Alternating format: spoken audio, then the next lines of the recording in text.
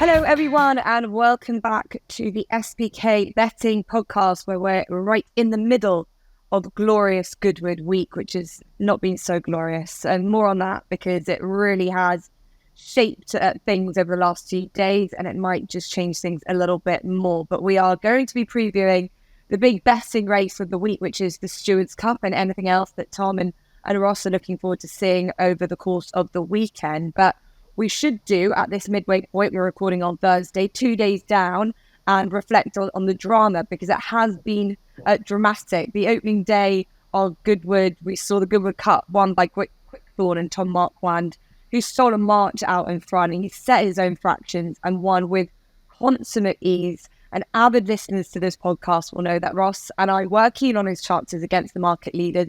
16-1 he went off, Ross, and well, Tom Collins clearly listened to this podcast as well. He nailed the tactics we hoped he would adopt. Yeah, absolutely. I mean, on my first watch of it, I did think that the ones in behind were very guilty of letting him go. But you can understand, when I watched it back again, the mid part of the race, he went such a gallop. He clearly is a much, much better horse when he's allowed to do his own thing. It was a brilliant ride. I loved the interview with him on ITV, where he came in and said he had a very clear idea. Broome was his worry that he would get hassled for the lead, which is why he was so keen to be so forceful in the early stages. It was a brilliant ride, executed perfectly. But you can only do that when you have an exceptional athlete underneath you. And I think Quickthorn is that exceptional athlete when he's allowed to do things how he wants to do them. Yes, certainly. And I think Tom deserves all the praise, but you've got to have a horse that can keep quickening when you ask and keep up that relentless gallop. And to do that and beat horses like a Gold Cup winner in behind, it takes a really special one. I, for one, was delighted for Hughie Morrison 16 years after his first Group 1 winner on the flat. His last Group 1 winner on the flat. It's hard work to get these horses at both level on the jumps and flat, and they keep on doing that. But as I mentioned, rain, it's caused havoc. It's come down in biblical proportions. The ground bordering on heavy yesterday. It didn't stop Paddington winning as he continues on his Giants Causeway-esque route throughout this season. He's now won the Sussex Stakes after the eclipse, 4 straight Group 1s in a row. Tom, he's a special horse. Must be the best 3-year-old we've seen so far this year. Yeah, I'd say so. You know, he's been good at every single race he's running this season. He's still not going to drop his head, is he? He still has his head high up in the air, but it doesn't stop him from going forward. Saying that, I don't really think the race on Wednesday was that good. You know, the ground went against Inspiral. She couldn't win. And actually, I backed Aldari in the without favourite market, thinking that he'll be good enough to finish second. He wasn't. He was pretty disappointing as well. So I don't think Paddington had to beat much, but it's good to see him being super consistent throughout the season, rack up this winning streak, and who knows where his ceiling is. Yeah, and he's just very versatile, isn't he? And you've got to be when the ground becomes like this. And I think there have been big price winners which have come up because the ground's so testing. And it's really because there are a lot of races for 2-year-olds, there are a lot of races for unexposed 3-year-old handicaps, and we just don't know whether they can handle it or not. But I was pleased to see that the good thing, Big Evs, got through it in the Malcolm yesterday for Mick Appleby and Jason Hart. I think he's a very, very good 2-year-old and should be given a lot of credit now for doing what he's done at Royal Ascot and now at Goodwood on very different set of circumstances ground-wise. So those are sort of some of the highlights over the last few days. Now we have the small matter of the Stewards Cup to unravel. It is always a puzzle. It's always a big betting heat because it's such a big field. But we've got this ground and it looks like we're going to get more rain as well on Saturday. So I suppose the first question is, TC, what can we learn from previous soft ground runnings of the Stewards Cup of what you need to be looking for and where should you be drawn? Well, when you think soft ground and Goodwood, you think you need to be drawn high because the stand side is always the place they come. Now, they did that on Tuesday and Wednesday, but the fact that it was soft and heavy to start the meeting, and it's a 5-day long meeting, there's going to be lots of hoof prints, it's going to be chewed up towards the stand side, and with that rain forecast on Saturday, and it is a lot of rain, that's going to fill in the puddles, basically, where the hoof prints were. I don't necessarily think the stand side is the place you want to be, but who knows? You know, in the Stewards Cup, we've seen 2 editions run on soft ground in the last 10 years. Lancelot du Lac won it back in 2017. He raced towards the far side, and virtually every horse in the first 6 or 7 home was over there. But Comanche Falls won it in 2021, and he was standside. So, it's a real puzzle. I don't think the far side's necessarily going to be a disadvantage come Saturday, but I know the trainers and everyone else will want to be standside. Yeah, I think what we'll find out today, this being a Thursday and then Friday as well, about what happens and what the jockeys decide. But any more rain on Saturday is just going to confuse things even more. Now, Orazio, we've got here, it's sort of a similar ilk as Cardem. Look, he's not done a huge amount of running. He probably could still be feasibly handicapped. He could be that classic group force in a handicap, and he's quite short compared to the rest of them. It's him at around 5-1, and then it's double figure prices for the rest. He's been drawn in 6, Tom. What do you make of that then? Yeah, as I say, I don't think Farside's necessarily going to be a disadvantage, so I'm actually quite happy with stall 6, and Orazio is going to be my selection for the race. Now, I backed 3 horses for the Stewards Cup, and I'm only giving 1. That's because I've read Ross's notes this week, and Ross is actually going to put up the other 2 selections, so I'll have a tentative play on both of Ross's. Well, I already have, but this is my main pick, Orazio. Look, it's going to be looked down on because it's a 5-1 favourite in a Stewards Cup, yada, yada, yada. But we've seen in the last decade that Charlie Hills has targeted this race and won it with 2 reasonably short price favourites. Magical Memory won it as a 6-1 Jolly back in 2015. Cardem, who you've touched on there, won it as the 4-1 Jolly in 2019. This race has a ring around it in Charlie Hills' calendar, and I think Orazio has been aimed here all season long. Now, obviously Magical Memory and Cardem were both 3-year-olds, and Orazio is a 4-year-old, so slightly different. However, he's still extremely unexposed. He's only had 7 starts, and he is virtually a 3-year-old in nature rather than name. His effort 2 back at Ascot when he won on soft ground, albeit he was well positioned from the outset, I thought was mightily impressive. Now, he's obviously gone up in handicap since then, but if you look back at the sectionals, he ran the fastest furlong for the final 3 furlong splits, and he wasn't really asked for maximum effort. He won head and chest over a horse called Sir Thomas Gresham, who's come back and finished second and is talented in his own right. Last time out in the Wokingham, he raced furthest away from the far side, which is where the whole field were. He had no cover from 3 furlongs out, yet he wasn't beaten far, and that was on good to firm ground. Now he's going back to soft ground in a race that should suit. I don't mind the low draw. Charlie Hills has targeted it. A mark of 102 still looks pretty fair to me. I just think he's by far the most likely winner in the race. And actually, if you're looking for unexposed profiles in this event, there's only one. That is Orazio.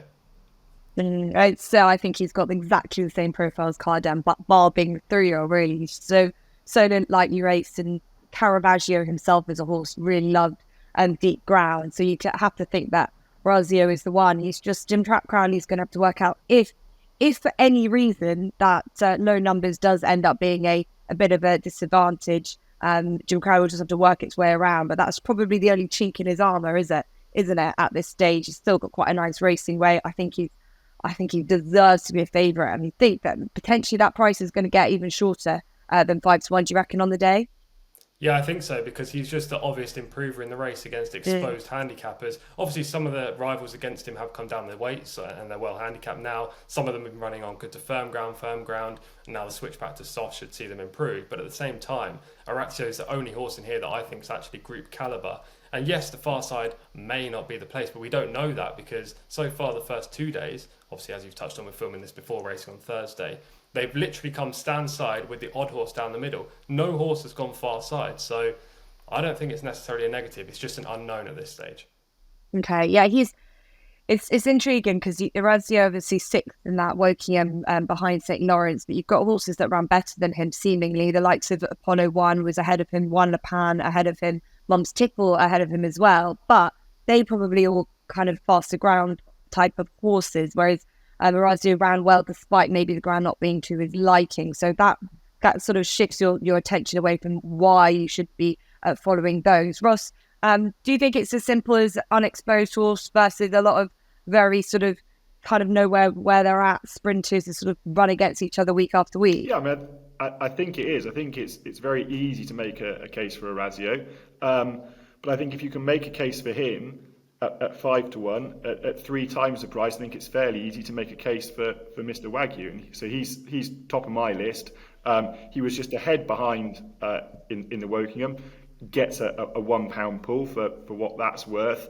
And I just thought it was a taking run. He's largely been kept away from soft ground, but he did win this consolation race in 2021 on soft ground off just £3 lower. And I didn't think his run in this race last year was all that bad. He eventually finished 10th, beaten about 5 lengths. But he would have been much closer for that other than two groups sort of pincering in on him in the final furlong, and he had to get slightly snatched up, and that was him done for. But crucially, he's come down £10 since then. I think there's still clear signs that the fire burns bright. Like I said, the soft ground is a concern in that he's not racing it all that often, but he's got winning form on soft ground, so I'm prepared to overlook that. 14 is a nice draw because, you know, this is such a complicated race year on year. Then you throw in, you know, soft ground and the case that TC has made, which I think is entirely feasible, that yes, high draw is where you might want to be, but if you're racing on a ploughed field, you're going to have to go somewhere you ordinarily wouldn't want to be. So from 14, smack bang in the middle, that gives Jason Hart options. He's riding really, really well at the moment as model of consistency. So just on a price point at 3 times the price, just on a form line of being beaten ahead, then you throw in that he's got decent course form. It's actually dropped £12, not 10, since that run last year. I think he's got to be bang there. And then another one and this is very much a soft ground angle now, is Elise Dancer. By Fast Company, and if you're looking at soft ground races, Fast Company is the first sire you need to look for. They are all significantly better on softer ground. Elise Dancer is 2 from 2 on soft ground, including his return run this year at Doncaster, where he was really impressive, powering away in the closing stages under Neil Callan. He got thumped up £7 for that win. He's run very poorly since on quicker ground, which means that he's actually just got all bar £1 of that hike removed. The draw in 2, yeah, I get it, perhaps not ideal, but if Orazio's in 6, again, at a much bigger price, it's easy enough for me to think, well, if Orazio can get himself in with a winning chance, Neil Callan, who's been riding really well this season, he is 22 rides now without a win this month, or this last month, but he's ridden the big occasions really well this season. I've got utmost confidence that if there's a run to be found, Neil Callan will find it. So Elise Dancer, just by virtue of the Fast Company and soft ground angle, it is my second play. Yeah, for what it's worth, do like Elise Dancer. Got the cheap pieces on for the first time. Might be a bit of a bonus to keep him straight, concentrated, and, as you say, on a competitive mark. Yeah, he seems to sort of sometimes go missing in the middle part of the race. I mean, at Doncaster, he was looking slightly one-paced until he hit the final furlong and then really powered away. I think if the cheek pieces can keep him in touch, on a fast track, albeit it's going to be on slow ground, yeah, I really like him as a big priced outsider. This Wagyu, I feel like we'd be foolish to ignore him. Like, you do have to forgive him for that run last time out. Was it Darts, where, I don't know, put up a real bad performance. But having said that, he's a kind of sprinter. You see a lot of them in these fields that probably have been on a bit of a poor run, but still have it in them when everything sort of falls right. So you can see, and that's why a lot of the horses in this field are in around the same price, because they're very much the same sort of models, aren't they? Very capable of having a big day, have got very good form in and around them, but just can throw in some real shockers as well. I think Orazio is that one horse that just isn't like that yet. Okay, very interesting selections. And Elise Dancer, I know that TC liked him. I know that Ross, I liked him as well. I just wasn't certain about that draw. Mr. Wagyu as well, and Orazio. My question then for TC before I get to mine is that there's only one 3-year-old in the field. What did you make of Rumstar? Because here's my selection. I believe he's got the best form on offer. That run behind Shaquille in the Commonwealth Cup, now we know what I think about that horse, leads me to feel that he's coming into this, especially that run against his elders in the Hackwood last time, where I didn't think he ran badly at all. It's his first go in a handicap. It's a tough mark, but he could be still in the same vein as Orazio, unexposed as well. Yeah, I think he's the closest to Orazio in terms of the unexposed and improving profile. He's been tried at higher levels, as you've just touched on there, against his elders last time. He's produced an RPI of 111, 2 starts back, and he's running off 109, which suggests, he could potentially make that work. I'm not dead against him. He's only had 10 starts. His run behind Comanche Falls is kind of a little bit of a flag bearer in terms of form, given that horse has won this race for the last 2 years. I don't know. I'm not completely against him, but he's never run on any ground worse than good to soft. I think that's the one doubt for Rumstar. Yeah, and I think, as I said earlier, there are a lot of 2-year-olds and unexposed 3-year-olds running this week who we just don't know how they'll go. And I think the trainers just think we won't know until we find out, because everyone's going to find it quite tough, especially when it comes to the middle of the afternoon on Saturday. But I just thought Rumstar wasn't a horse to totally overlook at 20-1. I think you can get worse each way type of price, type of option for yourself in a race like this. And I think he's being drawn quite nicely. I think he's in 16.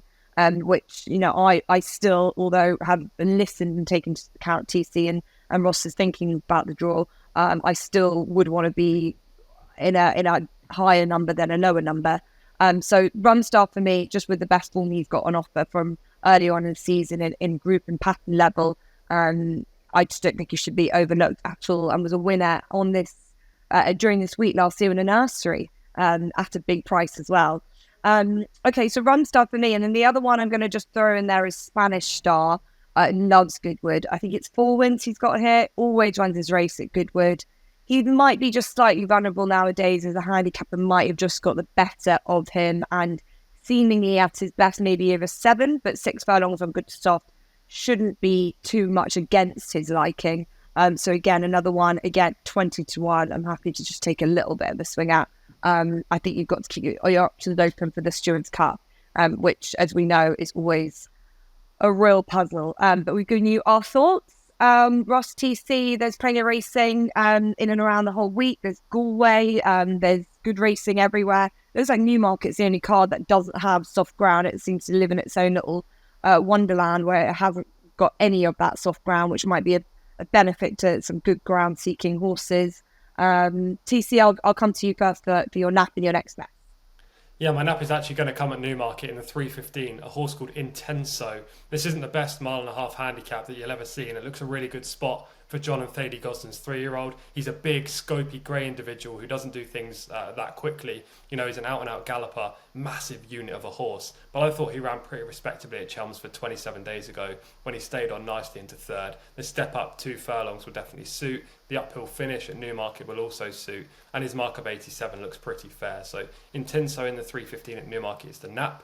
And the next best, George Baker has a knack of winning races at Glorious Goodwood with big priced horses. I think he's got a great chance of winning another handicap with a horse that may be overlooked in the market, albeit he's not going to be a massive price, and that is Grogna in the 5:20 on Saturday. Baker actually trained this horse back in 2020. He picked him up from France, brought him back, and then started putting him enlisted in group races. Now that didn't necessarily work out, and then he moved the horse on again, back to France. However, he picked him back up again in 2022. He's only had 5 starts since, so it hasn't been a clear passage. But he ran very well last year in this event when he finished 5th. And then his recent effort at Kempton was by far a career best since he's been with Baker. I think this horse is just working his way back into form. He's still on an upward trajectory. And back at Goodwood, we could see a good effort from Grogna under the man Neil Callan in the 5:20. Yeah, that's for hoping for a good day for Neil Callan then. And I know George Baker has a picnic or some sort of party in the car park every single day of Goodwood. And yeah, that will go on for days to come if he is able to find the winner of the last. Okay, good luck for those 2 selections. Ross, there's been Galway this week. I know we like something, we'll put something up, but you love your jump race thing. There's still a bit to find over in Galway. Is that your selection, or have we been able to keep you focusing on the flat? Well, after the wrath I faced from the pair of you last time I put up a jumps selection in the middle of the summer, I'm too scared, quite frankly. Yeah, what happened there? Was that the summer play? Ran no race at all on winter ground. So I've scared myself into sticking on the flat.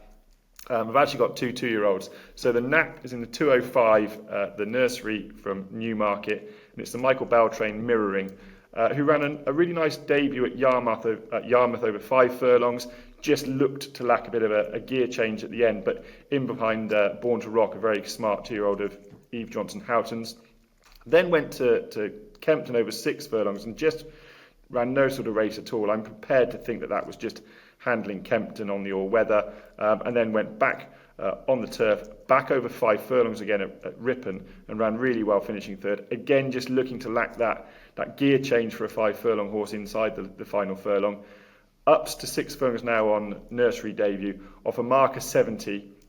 I didn't think that was a particularly harsh mark. And crucially, Michael Bowles had a fairly slow season, but he has had 4 winners in the last 10 days, including a 2-year-old. And I think Mirroring has got the sort of profile that will do much better now in the handicap ranks. So Mirroring is the nap in the 205 from Newmarket.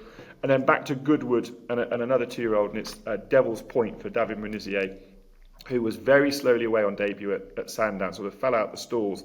And clearly the pre-race tactics were to be handy. So he was rushed up the inside, and as a result, on a young horse, he did over-race then for a furlong, having got his position. He was right there turning in, and eventually weakened into 5th, having had to switch off heels in the closing stages. Looked to get a little bit tired. I'm always prepared to forgive that with a 2-year-old on debut, but he stuck at it really well. The ground was good to firm on that occasion. He's by New Bay. They certainly appreciate cutting the ground. Obviously, if the ground goes very soft, then it's a little bit of an unknown.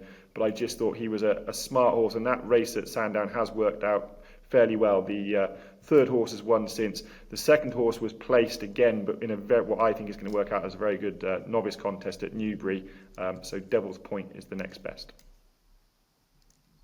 Okay, thanks for that. Devil's Point and Mirroring, to 2-year-olds.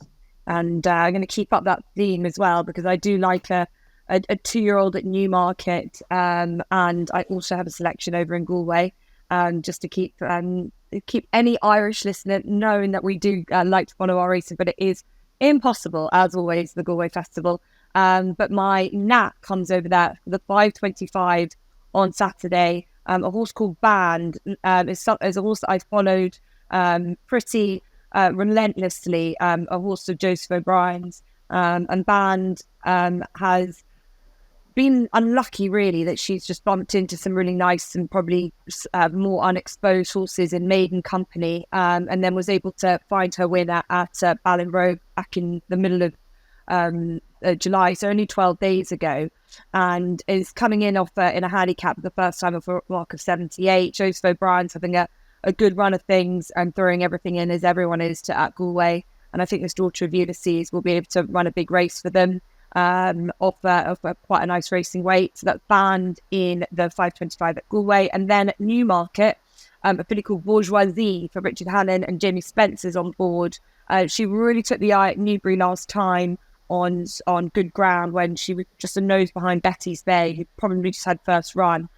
She came in with a bit of a good finishing effort, and I think as a daughter of Saini, she definitely deserves to go up to the 7 furlongs which she's got, but it's her form behind Sacred Angel who's turned into a very useful horse from Newmarket first time out, which is eye-catching piece of form. It's obviously an open enough 2-year-old race, and there could be something that we don't know a huge amount about in it, but I think Bourgeoisie sets a very good standard, and looking forward to seeing her at Newmarket in the 350. So that's our next best. We hope that we found a couple more winners for you over the course of this weekend, and I hope that you've enjoyed the Glorious Goodwood week. We'll be back next week to be able to review the best that we've seen, and hopefully update each other on all the winners that we've managed to find. But don't forget, all new SBK users get £30 in free bets when they sign up and bet £10 for the first time. So make sure you avail of that. And remember to subscribe to whichever podcast channel you listen to, and we'll be back next week.